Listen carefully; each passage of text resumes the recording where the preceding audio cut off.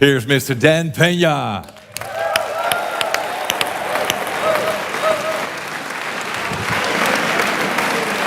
Thank you. Thank you.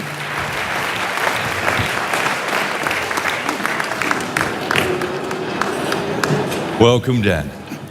Thank you for having me. Nice to have you back in the Netherlands. We have, of course, lots of questions. But to start with, what is your definition of a high-performance person? Being all that you can be every day. 24/7, 365, being all you can be. If we would like to improve the quality of our lives, personally and professionally, what would be your advice? What can we do? What is most important? Well, the most important thing is self-esteem. The people that we read about, the people that we admire, the Elon Musks, the Steve Jobs, the Warren Buffetts, etc., all have one thing in common. They have extremely high self-esteem. And of course, you've heard me say this before, self-esteem is built the first 7 or 8 years of life. And unfortunately, we're with our parents the first 7 or 8 years of life. Ergo, we don't have too much high self-esteem. But to build high self-esteem, and the way you build high self-esteem, if you're 25, 35, or 45, is to be around, surround yourself with other people that have high self-esteem. Show me your friends and I'll show you your future. And so you can reverse your childhood by who you associate with. How do you do that? Well, you find people that are where you want to be, but they're already there. You're 22 years old, you're 32, you're 41 years old, and there's a guy or a gal who's 45 years old who is where you want to be. They've accomplished a lot of things. If you're into, they're saving the world, they're using their money for good causes, go associate with those people. Be around those people. And they're easy to find, but they're not going to knock on your door. They're not going to come to your apartment or your flat and ask you, oh, can I help you? And again, the best tool I've ever seen, and it's like it was designed for this, is LinkedIn. It's the best social media tool there ever was for what we're discussing. And you can find these people. Now, just remember, everybody that's on LinkedIn, all the, 20 million or whatever people that are on LinkedIn are all there for one reason. They're there because they want to do business, they want to meet people. Unlike some of the other social medias like Facebook or Twitter or, and I don't even know the names of the others, but I mean LinkedIn, they're there for a common purpose. They have a common bond. They have a common goal. They want to expand their horizons, and it's a great tool. But you say it's so easy? No, it's not. No, I'm not saying it's easy. I'm saying that makes it easier, that tool. But there are other people that want to be all they can be. There are other people that want to expand their horizons. Gallup did a poll in 2016, worldwide, 87.6% of all the people on the planet, 87.6% of all the people on the planet are unhappy. I'm going to say it again because I know these are Dutchmen, right? 87, we'll just round it off. 87% of everybody that walks the face of the earth, 7.65 billion people, are unhappy. So what went wrong? Well, I mean... Where did it start? Well, if you were born in Biafra, I mean, the odds are against you. But if you were born in the Netherlands, which a lot of you were, rightly or wrongly, you had a better chance, a better opportunity than the poor kid born in Biafra, okay? What have you done with it, if anything? Most of you, I can just look, I wore my glasses. Normally, I like to be filmed without my glasses, but last time I didn't wear my glasses, so I couldn't see your faces. I've got my glasses on now, so I can see your faces. You know what I'm getting at. You have not used the opportunities. Whereas the people in the third, fourth, fifth world countries use those opportunities to be all they can be. And money's not everything in the world, but money's the only thing anybody keeps track of. And so you can use that money that you make, as the Gates are doing, in trying to save the earth, save the world, and to do good. But it all starts, you have to be serious about it. Most of the people that are engaged in personal development, for example, aren't serious. They're just, it takes up 3 or 4 or 5 hours of their time a week, and so they're fiddle farting around and they're not taking it serious. If you want to take it serious, you know, Michael is a successful mentee of mine, and you wouldn't be here if it wasn't for he putting on these kinds of events. But he got serious about it a number of years ago, and he's doing a lot of good. How many of you can say the same? How many of you can say that you're serious about it? How many of you can actually say that you're trying to be all you can be? Now, I won't insult you by asking you to raise your hand because you'll just lie. We all know what the real answer is, don't we? You're not. And so if you want to be all that you can be, and if you want to be a high-performance person, and you don't have to be, I mean, 98% of all the high-performance people on the planet are introverts. I'm going to say it again slow because they're Dutchmen, right?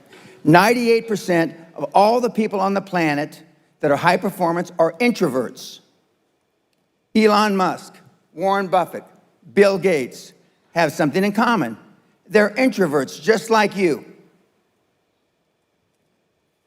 What means? Maybe we have to explain this more. Okay.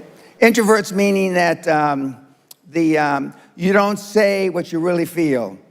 Introverts is you don't act as if you really wanted to show the person that you don't disagree with them. Introverts are when your parents were telling you shit when you were growing up, you just put your head down and kept your mouth shut. And that's why you're introverted now as adults. As you can plainly see, I wasn't raised that way. My father said, if you've got something in your mind, it should come out of your lips. If you've got something in your mind, it should come out your mouth, Dan. And God knows, I took it to heart, and I've lived that way all my life. At the TED Talk I gave a couple of days ago, which Michael was there to talk to the kids, it was quite interesting when I told them that I've been talking like this since I was a teenager. I've been talking shit since I'm a teenager. Which is some time ago. Well, I'll be 74 in a couple months, so it is some time ago. But the point is that I had self-esteem. I didn't know till I got grown up and was an adult that everybody didn't have self-esteem. I didn't understand that.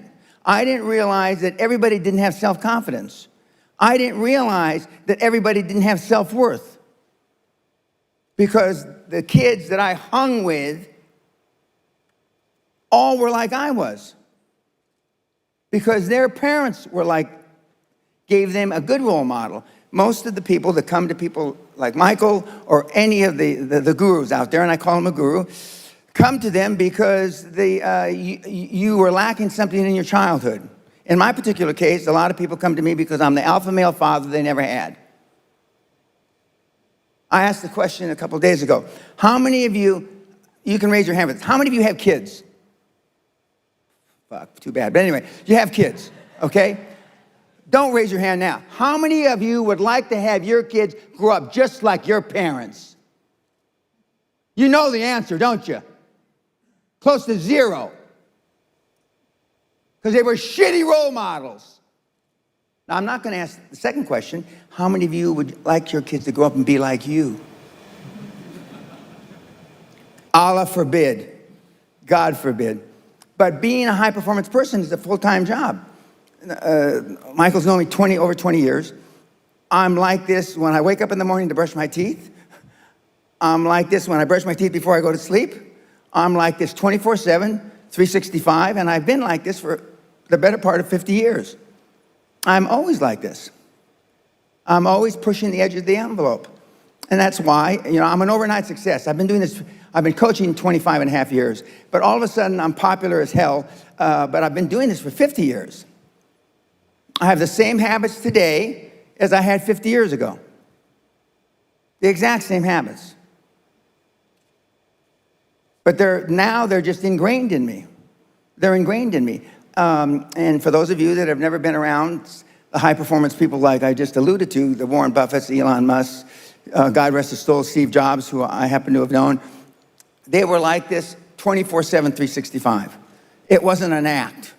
Now, I know Michael's like this all the time, but he and I both know people that are considered gurus, that they have a stage face and they have their real face. They don't walk their talk. And part of being a high-performance person is walking your talk. Walking your talk. And I know Michael does, otherwise I wouldn't come here and, and assist him. Because I get a lot of invitations from a lot of different people. And almost all of them I turn down because I know the guru isn't walking his talk. The guru is being phony. The guru is being disingenuous. You're a grandfather now. You have a Yes, I grandson. am. Thank you. You showed me the picture 2 days ago. He's the future legend. Correct. How will you be as a granddad for him? Hard. It will be tough. Yeah, I'm hard. I was hard on his father, and I'm going to be harder on him. Because I wish I could say with my hand on my heart, and this is where Michael and I, our philosophies vary. If love got the job done, you wouldn't need podcasts, you wouldn't need seminars. It doesn't. Tough love gets the job done. And the people that I've just alluded to, those names, I was doing some research for my talk, and I looked up Heineken. Gerard Heineken, who was the founder of Heineken beer in 1864. He talked his rich mother. Heineken's come from a wealthy family even before the beer. He talked his mother into buying a brewery in 1864, which they then turned into Heineken. Gerard was a hard ass, tough as nails. Now, I didn't know him. I'm not that old, but I did know Freddie Heineken, the old man, and he was hard ball buster. Now, I don't know his daughter, the current CEO of Heineken, but I'm told she's a ball buster. I did know Steve Jobs. I do know Elon Musk. I do know Warren Buffett. I do know, and they're all ball busters. Success leaves clues, kids. I just named 5 of the greatest names in business in the last 150 years. And they all have one thing in common. They're ball busters. They're hard as fucking nails. Where does that leave you? So is it a choice? Correct. To be tough. Firm but fair. What's the fair part? Because I can imagine that most people think you're so tough, so, courageous, but tough. I don't want to be like that. No, most people don't. I want to be liked. Yeah, well, see, you want to fit in. I'm the only speaker that you're ever going to hear that really, with all his heart, doesn't give a shit. If I leave here you liking me, I did something wrong. I fucking did something wrong. I'm not here for you to like me. I'm here as a favor to Michael, my mentee, for 20 years.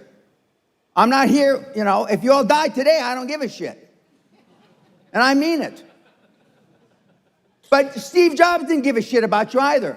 Warren Buffett doesn't give a shit about you today. Elon Musk doesn't give a shit unless you're going to buy a Tesla car. Don't you understand? Don't you get it? You think Elon Musk wants to fit in? We know the answer is no, right? You want to fit in because you had poor role models at home. Most everybody in this room is a pleaser. You want to be liked. When I read about that people commit suicide because they were unliked on Facebook, it makes me sick to my stomach. How can the world get that fucked up that because of fucking Facebook, people are going to kill themselves? What have we come to? God almighty. Don't you see there's something fundamentally wrong with that? In that regard, the Chinese, they're banning Facebook. But 98% of the high-performance people are introverts. 98% of the high-performance people on the planet want to be liked. 98%. We're talking, I'm at the cutting edge, the hard edge. He's not at the hard edge. He's someplace in the middle. But being liked doesn't get you a raise when you're working for whoever you're working for. Efficiency, accountability. Most people that come to seminars are there because they weren't held accountable when they were growing up. There used to be a saying when I was growing up, which is very politically incorrect now: spare the rod and spoil the child. The rod meaning beating, okay? Spare the rod, spoil the child. Now we have kids, and I'm sure many in the audience can attest to this, that have never been reprimanded, have never spanked by their parents, never been screamed at, never been slapped, never been in a schoolyard fight with another kid. And look at you. I mean, we have 2 tests on my website. All my stuff's free, by the way. One is called a snowflake test. 96.4% of the people that take the snowflake test fail. The first or second question on the test is, if someone spit in your mother's face, now I'm gonna say this real slow so that you're Dutch, I remember. If someone spit in your mama's face, Baldy, you in the front row right here, okay? What are the choices? There's 4 or 5 choices. The choice that's most clicked is I would try to ascertain, I would try to figure out where he was coming from and if he had a bad day. Now, what the fuck does that have to do with spitting in your mama's face? I would try to figure out if he had a bad day. Does that mean if he had a bad day, it's all right to spit in your mother's face? We have another test. It's called Super Success Test. 98.4% flunked that test because we decided to make a softer test. Okay, well, maybe the guys really believe that they shouldn't punch the guy's fucking, stab him in the eye with a knife for spitting on your mama. Okay, we'll do a new test. It's called the Super Success Test. So we ask softer questions, hoping, praying that the results are going to be better. Boy, never underestimate how wrong you can be, kids. So the softer test was based on what kind of sacrifices are you willing to be super successful? 60 hours a week. Nobody is willing to work 60 hours a week to be successful. Nobody's willing to miss an anniversary, wedding anniversary to be successful. Nobody is willing to miss a holiday. If you booked a holiday and something important happened in business, would you tell your family to go on the holiday without you? And you're not going to go. Nobody said yes. And it's got 27 questions or 26 questions, and they flunked that test worse than the other test because you're not willing to make any sacrifices to be high performance. I still work 50, 60, I don't consider it work. I still work 50, 60 hours a week. And I haven't had to work in 35 years. 35 years. But the world has changed. I mean, and the kids, and when I started giving all my product away for free about 10 years ago, and the reason I went from the highest priced product on the planet to 0, because I got so fucking tired of you crying, moaning, and whinging. Oh, it's too expensive, I can't afford it. So now I give it to you for free. I get 3 times more emails now. Man, there's so much shit here, I don't know where to start, what do I do? So then a year ago, we developed a new product, QLA for Dummies. It was called QLA for Retards, but we got in trouble with the Retardation Association. They're gonna sue me for using that word. So we pulled that out and we said just dummies. Dummy seems to be a politically correct, acceptable word, but not retard, okay? And, but the results are even worse. Because what you're saying is, okay, fine, I wasn't raised to go hit somebody if they spit in my mother's face, but I'm not willing to miss a holiday and stay in the office and work and let my family go without me. So the bottom line, you're not willing to do anything. You're not willing to sacrifice anything to be a high-performance person. I.e., it's all for free on your website. All Correct. the tests, all the information. Everything's free. The audiobook is on. Can we buy the book still, the red one? No, the first 100 million is audio for free. And then the book that I think is better than that is the $50 billion ebook, which is also free.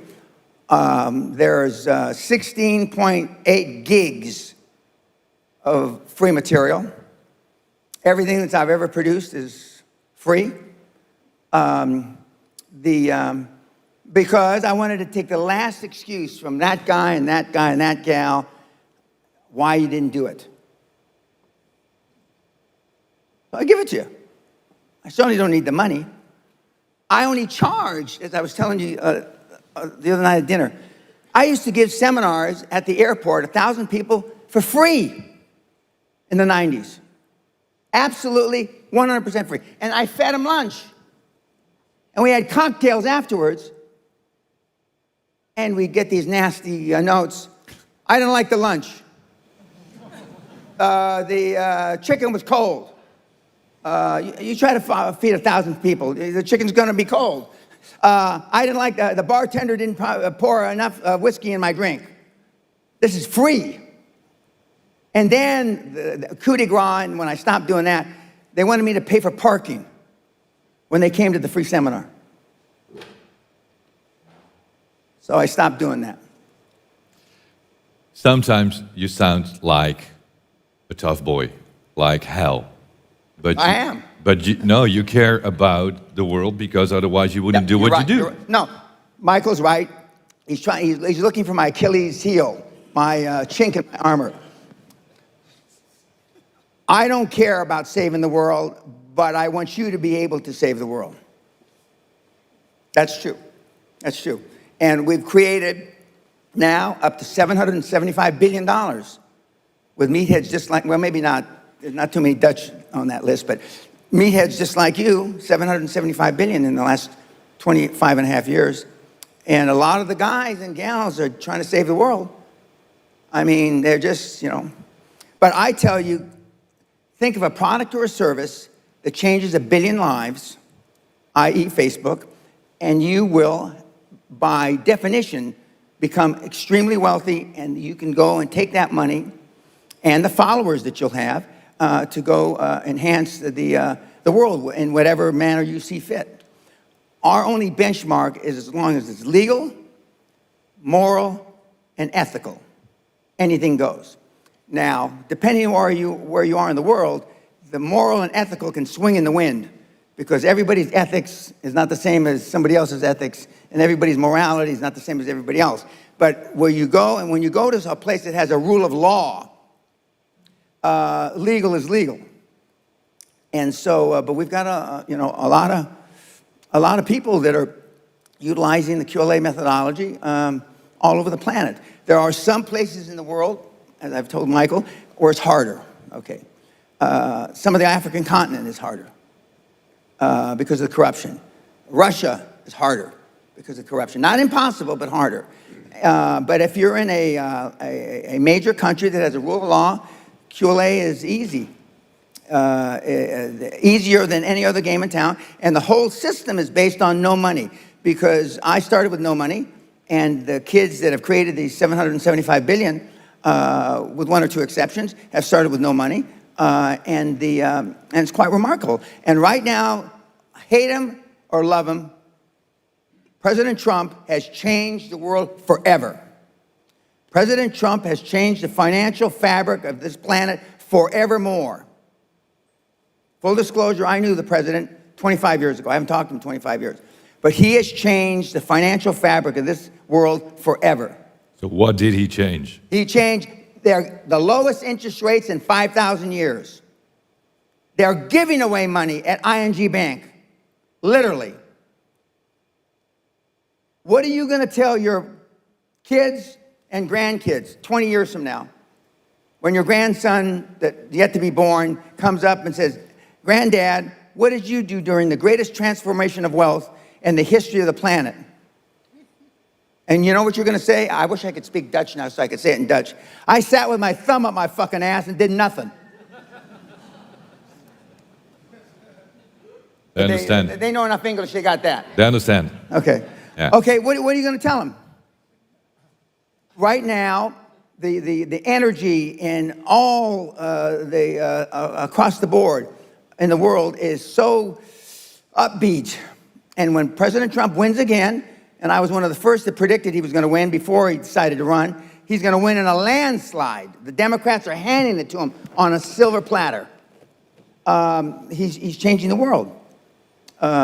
Because, and what he's doing with the Russians, or not, excuse me, with the Chinese have been screwing over the world with the tariffs and stealing intellectual property, et cetera, for 40, 50 years. He is now taking them to task, as somebody else should have. Obama should have, Bush should have, Clinton should have, and then Bush again should have, and whoever came up after, they should have done, but they didn't, because there's collateral damage. And right now, the farmers in America are getting hurt. Some of the farmers in the EU are getting hurt because of these tariffs, but it's got to be done. It's got to be done. Otherwise, the leading country on this planet is going to be a communistic country, not a free country. And you'll wish somebody had done it. But he's changed the world. He just has. And it's quite remarkable to see, because I have mentees, students, devotees, whatever you want to call them, all over the planet. The stories that I get back, it's incredible the good that they're doing. I have many here in the Netherlands that are just, in America they'd say crushing it, but they're just doing significantly well. They're rolling up various industries, starting with no money, and it's all on my site. It's all for free. The methodology, the same methodology he's used a couple times when he's brought himself back from financial death, which he shared with you. It's not a secret, otherwise I wouldn't mention it. It's not a secret, but he's used it a couple times himself, and it's all very doable, but you got to want to do more than just talk about it. And getting back to your initial question, being high performance is to take it seriously. And for those of you that are in young, late teens, early 20s, mid-20s, you can do this process 5, 6, 7, 8 times. For those of you in your 40s, you can do it 2 or 3 times. For those of you in your 50s or 60s, you can do it once or twice. But we are creating generational wealth, which would normally take 20 to 25 years, which is the definition of a generation, in 3 to 7 years. 3 years if you do everything perfect, 7 years if you do everything wrong. And most people, they average about 5 years. Let's go back in time before we go to QLA and explain QLA a little bit more. You had a company. Correct. Built it from $820. Correct. And took it public for $450 million. Correct. That was when? 1984. Okay. Then after you start coaching? I got thrown out by the shareholders. And in 1993, I gave my first seminar in Los Angeles. And I've been coaching ever since. But this century, I've only given, last 20 years, I've only given the seminar at the castle. I went from giving them, by the way, the first seminars I gave were all free. I gave everything free because I didn't need the money. But I had no accountability. Let's say I take this table right here, and I train you for free. Some of you are going to go learn how to play golf better. Some of you, there's no accountability. That's why I don't like a charitable organization, because it's hard to keep people accountable that work for a charity. They're doing it for free, right? So I went from free to high-priced to only at the castle, where I hold them accountable. And then you started coaching. Why didn't you start another company? Because first of all, it sounds strange in hindsight. I found making $450 million easy. Easy. And I wanted to do something more with my life. And so when I got into the financial coaching, I wanted to change the fabric of financial coaching, which I have. And I wanted to be known as and now that's what they call me, the greatest of all time. But this was just me flapping my mouth 25 years ago. Now I am the greatest of all time, vis-a-vis creating wealth through people like yourselves. And I wanted to leave that legacy. And I wanted people, like I'm from the barrio, I'm a real rough background, been in jail 5 times, did a lot of ugly things, which I don't recommend to anybody. But I'm glad it happened to me because I know what the other side, like some of you have never been, kicked in the teeth. I know what it is to be kicked in the teeth and my teeth be on the pavement. I know what that feels like. I know the humiliation. Forget the pain. You get over the pain. And I wanted the poor kids to understand that they had a methodology. There was a methodology used by one of them, and I'm considered for poor, although it's hard pressed for me to say how they don't believe that I'm poor now. But I mean, that was once poor and got in a lot of trouble. You can do it if you want to do it bad enough. The operative part of that little description is if you want it bad enough. Muhammad Ali, which used to be Cassius Clay, the great fighter, arguably one of the greatest fighters ever, he was talking shit since he was 14, 15 years old, I'm the greatest, before he ever had a professional fight. In athletics, it's more accepted to talk shit. Okay? You've been trained, keep your head down, don't embarrass yourself, don't embarrass the family, don't say things that may not happen. And I do just the opposite. I tell you to set goals beyond your lifetime. I tell you to set goals as soon as humanly possible. When kids come to me, they want to make 1 million, 10 million, and then when they've made 100 million, they say, Mr. Pena, we would have never, ever dreamt that we could create 100 million until we met you. You will never exceed your highest expectation. You will never exceed your highest, craziest thought. Never. That's a guarantee. And so then why, other than you've been taught by your parents in conventional wisdom, to set low goals? They've told you, the theory is you set low goals so then you can stair-step achievement and you won't be as disappointed when you fail. That's the theory. But normally the person or the persons that have proposed that theory are poor. And but QLA's there. Most people who come to the castle pay about 16,000 euros. It's about in euros.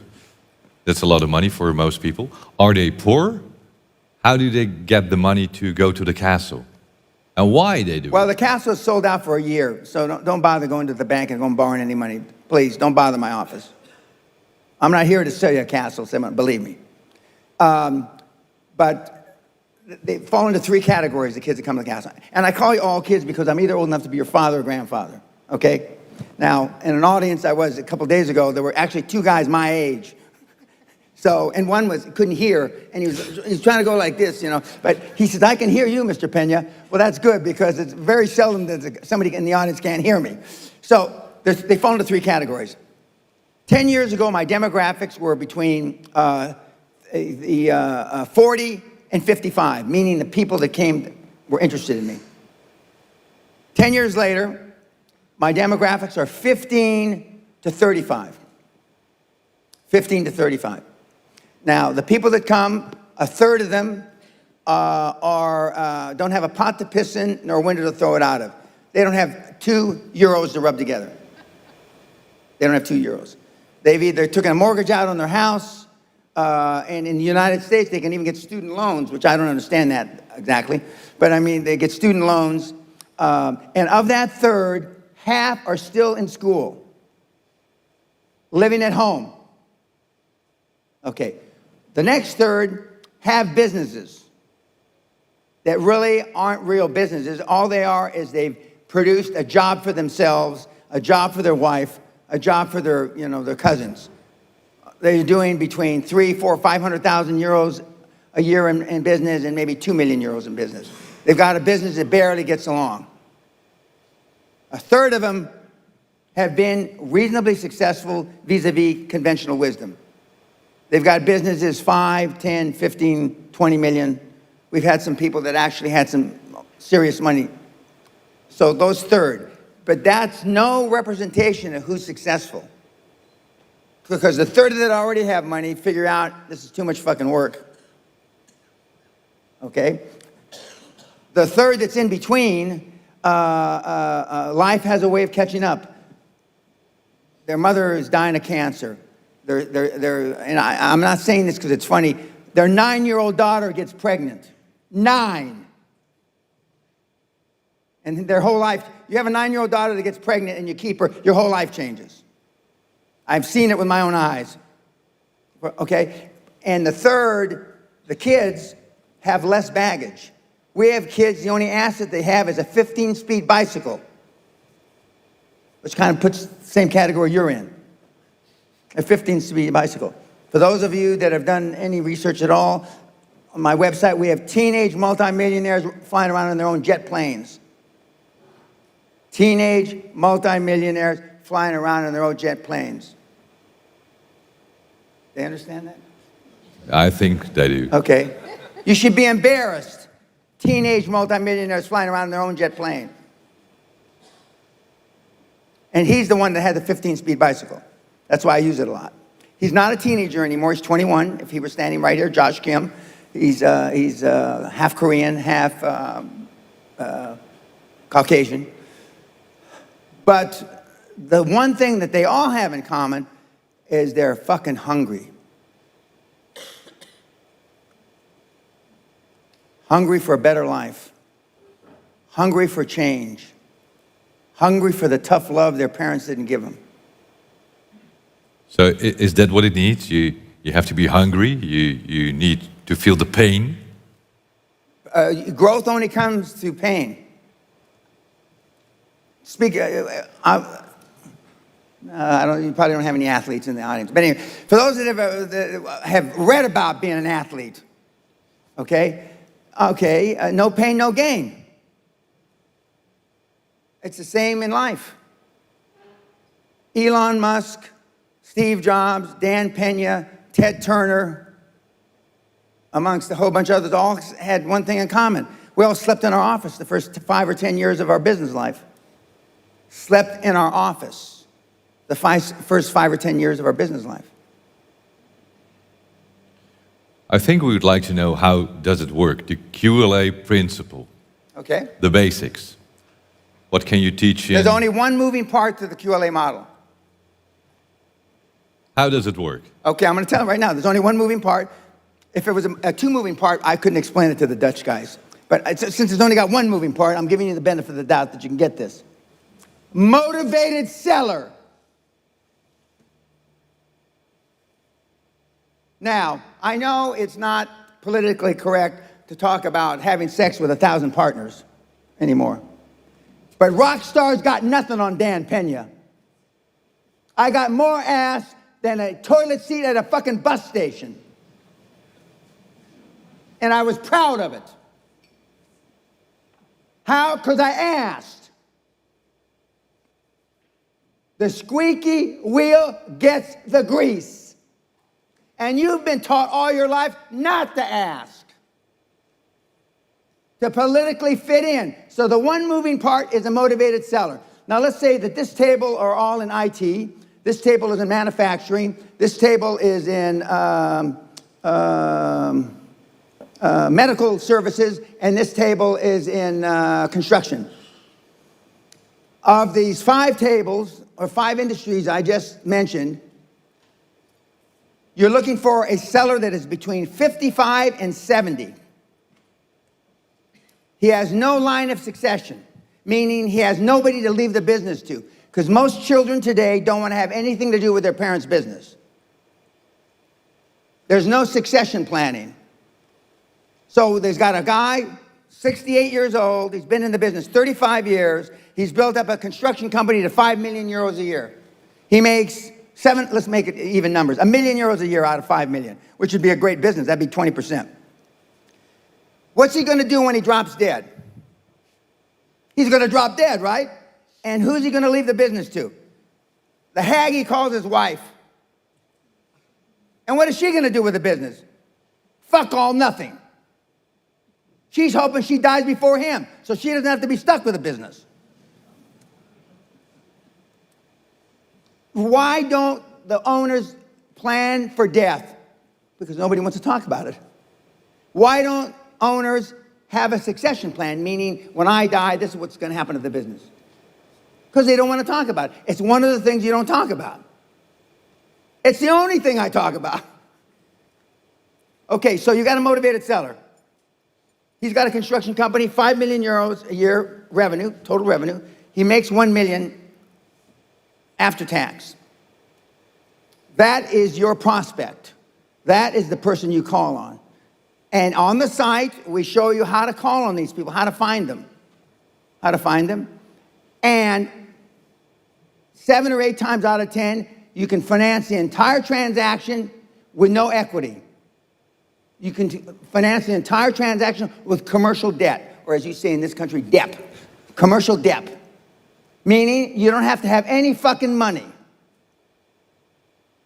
Now, Nyarota, which I had the privilege of teaching at back in the 90s, Erasmus, which I had the privilege of teaching at back in the 90s, and the University of Amsterdam, which I had the privilege of teaching at back in the 90s, I used to ask the question, how many classes have you had in buying a business? Nobody raised their hand. How many classes have you had in selling a business? Nobody raised their hand. How many classes have you had in leadership? Nobody raised their hand. Now, I'm here to tell, because I checked last week, those 3 fine universities still don't have any classes in those 3 subjects. So they're not teaching you how to sell your business. They're not teaching you how to buy a business. Arguably, they're only teaching you how to run a business. So we have a motivated seller that has not had any succession plan, and that wants out, and that they will look at you with tears in their eyes, rolling down their cheeks. You're their savior. Because otherwise, they're going to die, and most of the owners that I just described in those 5 industries are going to die intestate. That means without a will. Why don't they have a will? For the same reason I just said, because they don't want to talk about dying. So what happens when John dies and leaves Mary his business without a will? It goes into probate, or whatever the equivalent there is in this country, which means it's in limbo. And it's going to be there between 6 and 36 months. But you step in like a knight on a white charging horse to save them. And that's the methodology we use. And this methodology has been around about 140 years. And the first person to think of this, and it wasn't Dan Pena, Andrew Carnegie, the wee Scot, arguably the first really wealthy guy on the planet, who happens to coincidentally come from right down the road from where I live in Scotland. That's what QLA is. It shows you how to go in and buy the businesses for little or no money out of your own pocket and using commercial debt. And what Trump has done to assist you, even though you may not like him, is because now interest rates are at the lowest in 5,000 years. And I hear they're going to go lower in America. And when America sneezes, Holland catches a cold. So if interest rates go lower in America, what do you think is going to happen here? Interest rates are going to go lower. And that's what the QLA is, and it's a simple process. And he followed QLA. This is his 3rd time around. But he bought businesses with no money, right? Right? I mean, he did it. And it doesn't, you know, it's nothing really hard. Now, why doesn't ING Bank tell you this? Why doesn't Rabo tell you this? And whatever the other Dutch banks are, right? Because this methodology I just described to you has little or no fees. I'm going to repeat myself. Little or no fees. There's no investment banking fee. There's no management fee. There's no succession fee. Because you're using commercial debt. And that's why they don't tell you. But then, is it still that easy as it was 20 years ago? Yes. You go to the it's bank. Easier now because there's more money on the street. But you go to the bank and you say that, I want to have your money. Well, no. You don't. You borrow. You're going to borrow the money. Just like you did. Yeah, but that was 20 years ago, other time. And what I did what he told me, and I didn't know better. So I went in, ING Bank, I asked for $500,000 and went out with the money. Because you told me you're not going to leave without the money. You don't leave without the money or a check or a wire transfer. You sit there and until they're embarrassed. You go in when the fucking bank opens up, 9 o'clock you open, 10, and you don't leave the goddamn place until you got money in your pocket. I mean, literally. Now, see, most of you wouldn't do that because you'd be embarrassed. And it's still that it's better to go to a new bank? Oh, yeah. A new office? When a new ING branch opens up in wherever, okay, there's 3 things that you know for sure. Number 1, they've done a lot of marketing surveys that they need a branch there. Number 2, the branch has a lot of money, ING Bank. And number 3, they have no customers. That new branch does not have one customer when it opens up the first day on a Monday morning. Except for you, because you're going to be the first one in the door. I used to go around in my limousine. I'd go from branch to branch to branch. Boss, wake up, we're here. And I go through the same bullshit, the same pitch, which are all on my site free. And I wouldn't leave without it. And we give you a script. What is your legal lending limit? What's your personal lending limit? The bank officer. You probably don't even know, if you've ever dealt with a bank, what the legal lending limit of the bank is. You probably don't even know what the banker's legal lending limit. And the banker will say, well, I can sign for $50,000. You personally can sign for $50,000. What a lucky day for the 2 of us. All I need is $49,500. What a lucky fucking day. And we have kids doing this in the Netherlands today. So even since all the rules in the financial system has changed, you say it's still easy. And the reason why it's easier, because from 20 years ago, there's probably 100 times more cash trying to get out of the bank doors into our pockets now than when you did it 20 years ago.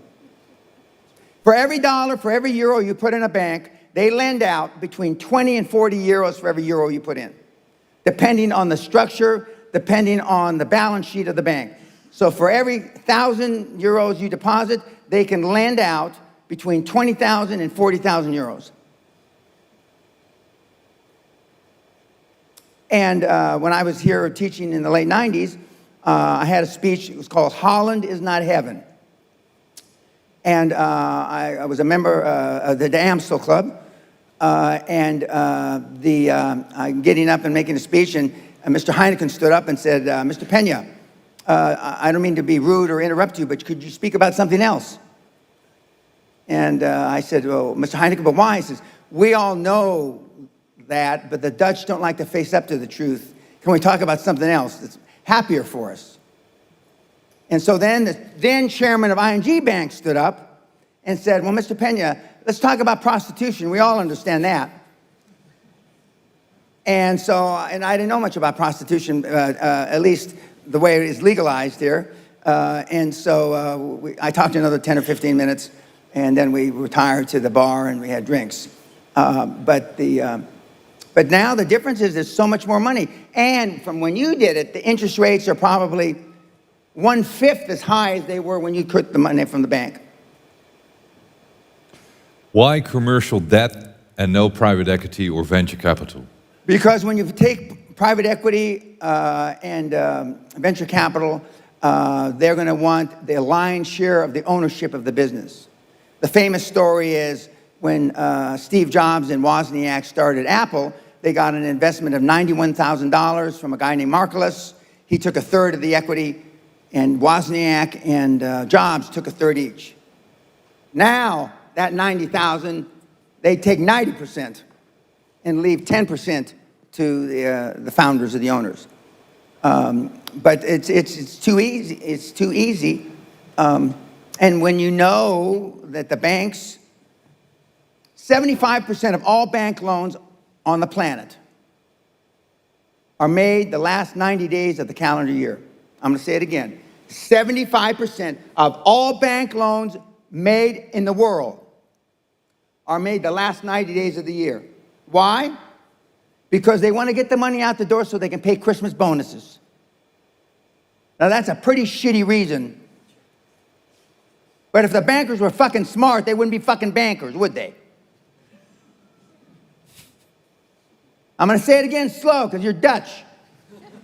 75% of all money loans in the entire world are made the last 90 days of the calendar year. For that very reason. So back to the beginning. You find a motivated seller. Amen. Or more. Is everyone motivated? Because No. sometimes you want to buy another business. And he's not motivated, and you want to have it. Well, then, you can do a joint venture. A joint venture by accounting standards is a 50-50. Joint ventures are not 80-20 or 70-30, they're 50-50. Because he may not be motivated today, but let's say he's only 57 and he wants to retire when he's 65. You buy 50% of his business, you're his 50% partner for the next 6 or 7 years, and then you buy the next 50% at the end of that 6 or 7 years. But 9 times out of 10, they won't last till they're 65. When they see that they've turned over the reins, so to speak, and they've turned over the leadership, and they've turned over the controls, and you really know what you're doing, then they'll probably last 2 or 3 years and they'll run out. But nobody wants to, unless you're having sex, nobody wants to die in the saddle. I mean, you don't. You want to die and go to where you live in the sun and sail your boat around. And so it's not that hard. But they're not going to call you. So if you're waiting for the motivated sellers to knock on your door, which most of you will, not just this group, any group I speak before, they're not gonna knock on your door. Just that doesn't happen. What are the tough times in the QLA process with the mentees you've had in the past 25 years? What are the common mistakes? Common mistakes is they skip the steps. We list the 7 steps on the site. They go from step 1 to you've got an uncle who's a lawyer, you've got a cousin who's a banker, and you've got a brother-in-law who's an accountant. Almost everybody in this room has somebody they know that's either a banker, an accountant, and or a lawyer, right? And you go to them. This system is based on doing business with people you don't know. Why don't you want to know them? Because familiarity breeds contempt. Familiarity breeds contempt. Because now you're happy slappy, you're going out to lunch, you're going out to dinner, your kids are taking tennis lessons together, and now it's hard for you to end the business relationship when it doesn't make sense for you anymore. These are new, fresh faces that you found on LinkedIn. Now, for those of you, some of you went to a school that is worth talking about. Your alumni associations. Some of you are parts of professions, accountants, lawyers, doctors, etc., that have national associations. But LinkedIn is the easiest, the fastest, and there's a premier LinkedIn. I think it costs 100 euros a month. Use the premier LinkedIn, where you're not limited to how many people you can contact. And it's That's the dream team. For the dream team, for your accountants, and for your lawyers, for everybody. All your professional associations can be derived on LinkedIn. It's a great tool. I wish that I had invested in it when it came out 15 years ago. It's just a terrific tool. Because by definition, everybody that is on there is looking to do some sort of business. And a lot of times they fudge and they say they're interested in charitable associations. They're interested in pro bono, meaning for free. That's not necessarily true. They're there to try to make money. They're there to try to make money. And all this stuff is on my site. In my audio version, which I don't see why everybody doesn't listen to it, spells it out, other than it's in my voice, and I scream sometimes in the audio version. Other than that, I've had people call the office and say they pissed themselves because I yelled at them during, and Kim will say, Mr. Pena wasn't in Bulgaria, how could he yell at you? He says, well, he yelled at the audio, on the audio book. Are you kidding me? Jesus. Can you specify a little bit more about the dream team? What is the dream team? What is it needed for? The dream team is, many of you haven't gone out and ventured into business because you think you don't have enough experience. And therefore, if you don't have enough experience, somebody's going to take advantage of you. That's true. But we've built the concept of the dream team that is built around you. You get a chairman, a CFO, a CEO, industry experts, and you have 6 or 7 people that are on that team. You're not paying them any money. They are getting free founders' equity. They're getting free ownership in the company upon exit. And they're extremely interested. Now, in the old days, you work 40 years at ING Bank and you might get a watch. Those days are dead. Now, you get nothing. You probably get a pension plan. Oh, by the way, another statistic Gallup poll just came up. Remember, I told you 87% of the people are not happy. Half of the people will run out of money before they run out of time, meaning their retirement savings, their retirement plans will be dissipated, drawn down to zero before they die. Half of the people. Okay. Another statistic that keeps a lot of people from doing what I've suggested is 90%, up to 90% of all business startups fail the first year. Up to 90% of all business startups. So, if it almost sounds when you read those things that the odds are against you. Well, I look at it just the opposite. I look that means that most of you aren't going to try. Not you, but I mean most of the audiences I speak to won't try. So that means the opportunities that are there are going to be more for me. And especially now, even though I've been pounding on my chest for 3 or 4 years that the lowest interest rates in 5,000 years, if you go to the bank, ING Bank, call up the bank manager and ask him, when was the last time interest rates were this low? He can't tell you. Probably in his career of 25 years of banking, they haven't been this low. So how can it be if entrepreneurs go to the bank and won't get the money? What are the reasons? It's a numbers game. For those of you that I'm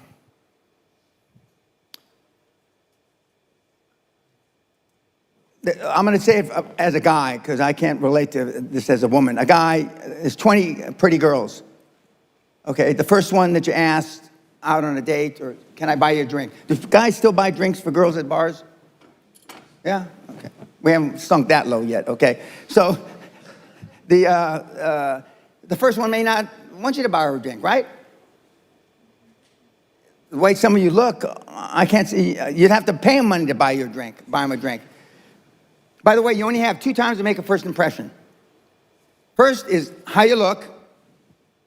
Second is when you open your big fucking mouth.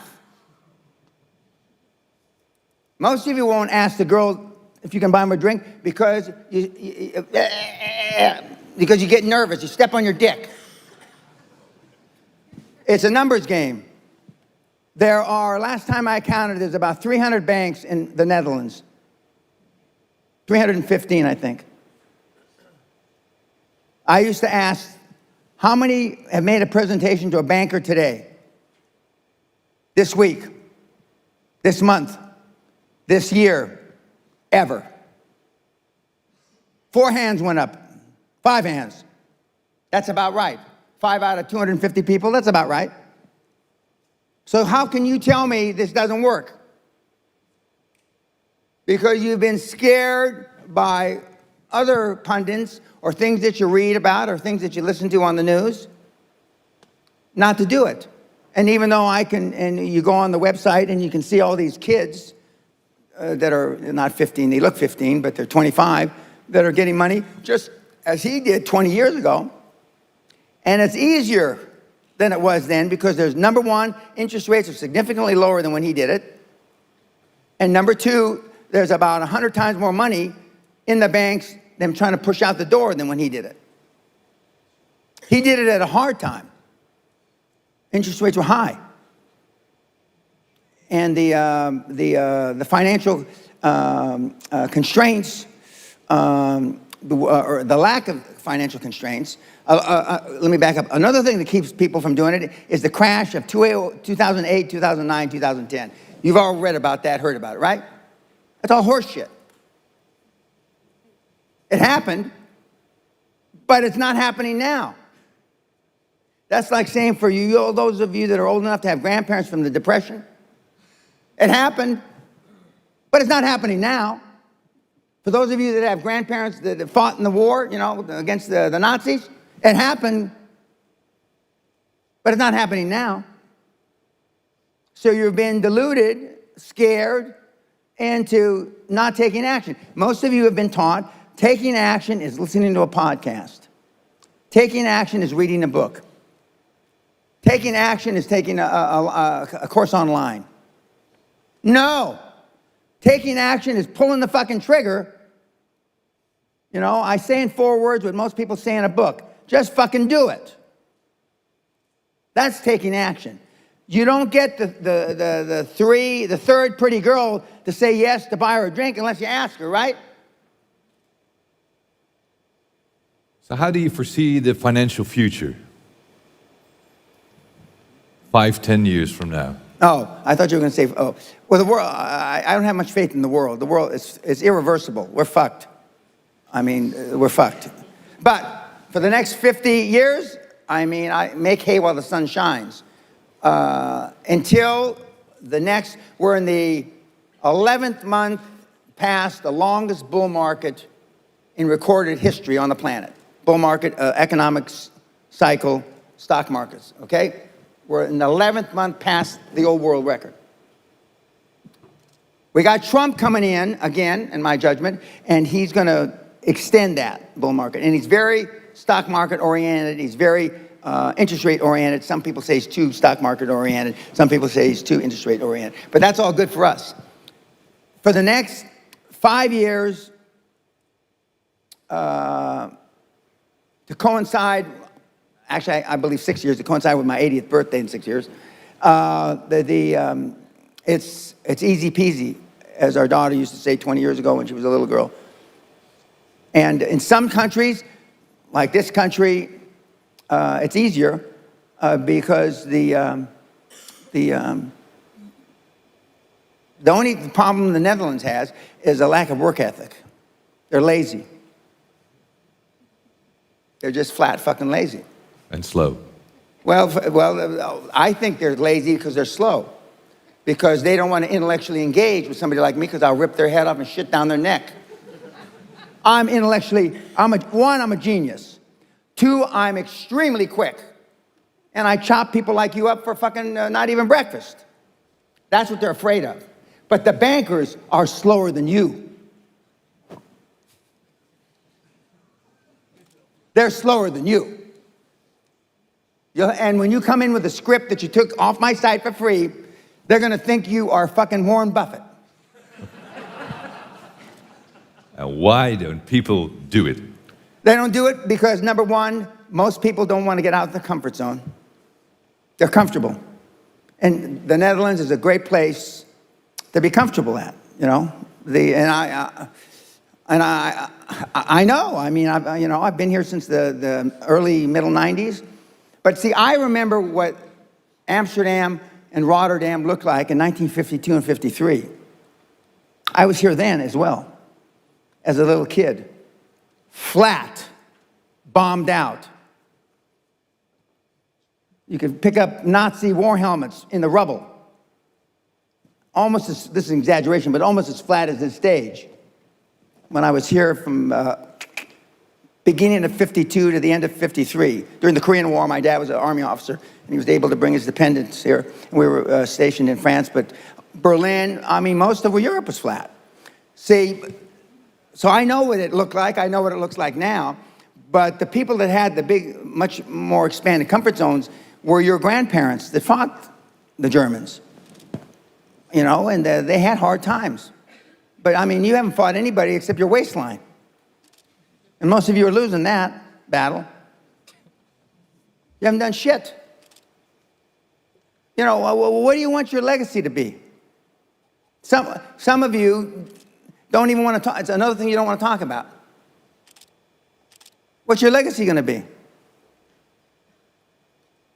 You know, when I tell students and groups, if I were you, anybody in the audience, and I could see a 17-year-old kid, multimillionaire, flying in his fucking jet plane, I'd be embarrassed.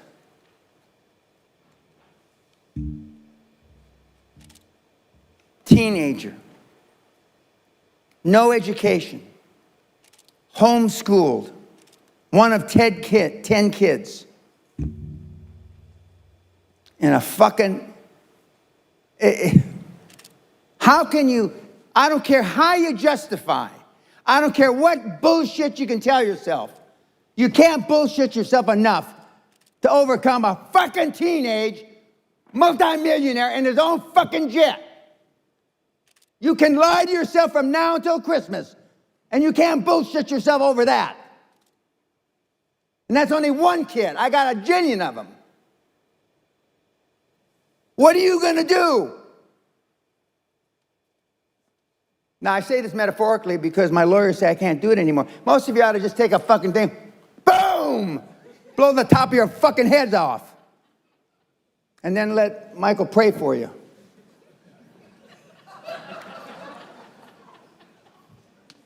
What are you going to do? Josh Kim has a cult following of 1 million people following. When he walks around, he lives in a penthouse in Las Vegas. He races his $2 million race car on the weekends. He just turned 21. Other than jerking off, what were you doing between 17 and 21, guys? What did he do? He rolled up home-assisted health care. Okay, in America, they want to get you out of the hospital as soon as possible now. They don't want you to stay more than a few hours or a day or two after surgery, okay? And so they can, home-assisted is you go home and the nurse comes to you or the physio comes to you and he's rolling those up. He has 2 offices, one in Chicago, one in Las Vegas, and the big margin business. And there's a lot of people that have started those businesses 20, 30, even 40 years ago that have no exit. Healthcare is hot all through Europe, but the hottest of hot is cybersecurity and artificial intelligence. That is sizzling hot. Every time Trump rattles his sword, cybersecurity, and you know, you're like some cybersecurity guys just stole 40 million in Bitcoin. It's hot. And some of the kids that got into cybersecurity at the beginning of the cycle, 25, 30 years ago, when it really started, are now tired, old. Not old by my standards, but they feel old, and they don't want the hassle anymore, so they went out. And the banks love to finance them. And 40%, between 40 and 60% of all cybersecurity contracts are with governments, either main governments, municipalities, state governments, school governments, and they're easier to finance because, by definition, almost all governments pay. In other words, will pay out the contract, and you won't have to worry about the risk of non-payment. And that's how I got started. I got started with a government contract 35 years ago, and it's still there. What are other interesting industries? Healthcare, internet, cybersecurity, artificial intelligence.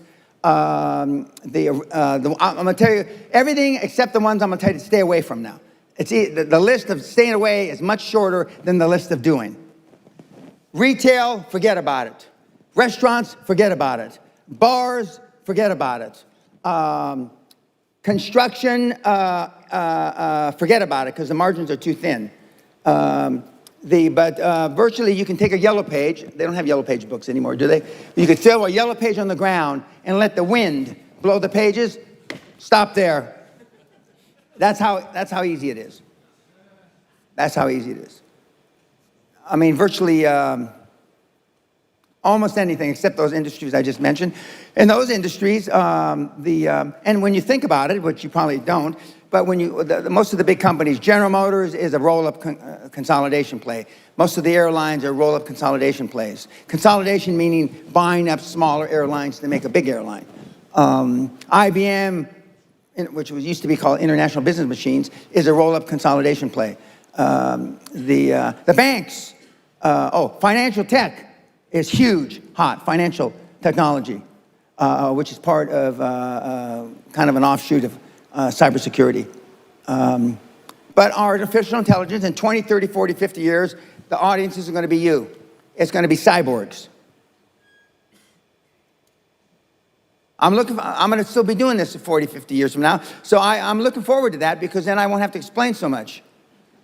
But the one thing that, and there's a few guys around like me in the world, not many, to this day, they have not figured out, coders, how to write an algorithm for experience. So my 50 years of experience in thousands of transactions hasn't been able to be duplicated with an algorithm. I'm the only person out there that has done, with kids like you, deals in the millions, tens of millions, hundreds of millions, billions, tens of billions, and hundreds of billions. From teenage multimillionaires, which you're probably tired of hearing about Josh by now, to the largest transaction in recorded history, $500 billion, my mentees, NEOM, the city of the future in Saudi Arabia. If anybody speaks Arabic in the audience, which is not likely, but if you speak Arabic or you're willing to learn Arabic, Monday, buy a one-way ticket to the kingdom, Saudi Arabia, never return. There's going to be at least 1 million billionaires made in Neom, the city of the next century. 1 million billionaires. Leave your wife, your children, your pregnant wife, leave. And just send them the money back. If you speak French, you go to Haiti. If you speak Portuguese, you go to Brazil. There's still places, but nobody in this fucking room is going to go to Brazil and learn Portuguese. Opportunities. Yes, sir. Enough. We have a few more minutes left. I think we have to explain something more about the $50 billion man becomes the $775 billion man. And people don't understand because they ask me, did Dan made 775 billion himself? Told him no. Can you explain that? I have kids, mentees, like him, that have created $775 billion since 1993 in transactions, buying and selling companies, taking companies public. Let's say this young man, this guy here, the light's shining off his bald head, he goes out and he follows QLA, and I get an email from him, which happens all the time. Dan, I just floated my company on the Bourse for 500 million euros on the Amsterdam Stock Exchange. And you're right, I didn't put up any money. That's 500 million. Well, I have 775 billion of those, and I have, a guy came to the seminar in 2004. I got a letter from him maybe 6 months ago, a certified bank statement signed by the chairman of the bank, HSBC Bank, verifying this young man had 841 million cash in the bank. So I assume he's made some other money, although we only count the 840. So all my numbers are verified either on the stock exchange, bank statements, certified net worth statements. 775. And we're going to cross the $1 trillion mark, not too in the distant future. Do you invest in stocks or bitcoins or whatever? No. Why not? Sally and I have been in cash for 20 years because I don't know how the other guys do it. If I have an investment portfolio, I'm going to worry about my investment portfolio before I'm worried about your business. So we got into cash about 20 years ago. We own no assets outside the castle. And I don't own the castle. A trust owns the castle. And because when I decided to coach in 1993, I decided to devote 100% of my time to you kids. And that's what we've done. Although Sally just bought some Berkshire Hathaway because we want to go to the annual, his stockholders' annual meeting. But we missed it this year. But we do own a little of that. We just bought that in the last year. But we have no investments. Everything's cash. None. Why no bitcoins and why no cryptocurrency? Well, bitcoins, I called the top of the market in December 2017 when it was $19,600. I said, if you have bitcoins, sell half, keep half. This is the top. Nobody listened to me. If you knew who was really behind Bitcoin, you would run as fast as you fucking could to sell it. I know. 100%. If you knew who owned Bitcoin or who started Bitcoin, and you had Bitcoin, you couldn't sleep at night. I know. 100%. And when the real founder of Bitcoin comes out, it is my humble opinion, and there's nothing humble about me, Bitcoin will go to fucking zero. One day. In a microsecond, whoop, like that. Then last question. Again, you're the grandfather. You have this grandchild. Correct. What do you think about the world in 20, 25 years from now? It's going to be hard. It's going to be hard. What can we do to save it? Get away from political correctness. I'll answer it in a different way. In 1986, the average handshake, a man's pound per pressure handshake, was 118 pounds. A woman's handshake was 96 pounds. Everybody understand what I'm saying? The pressure, when you shake hands? That was 1986. In 2016, the man's pressure has gone from 118 to 96, and the woman's has gone from 96 to 108.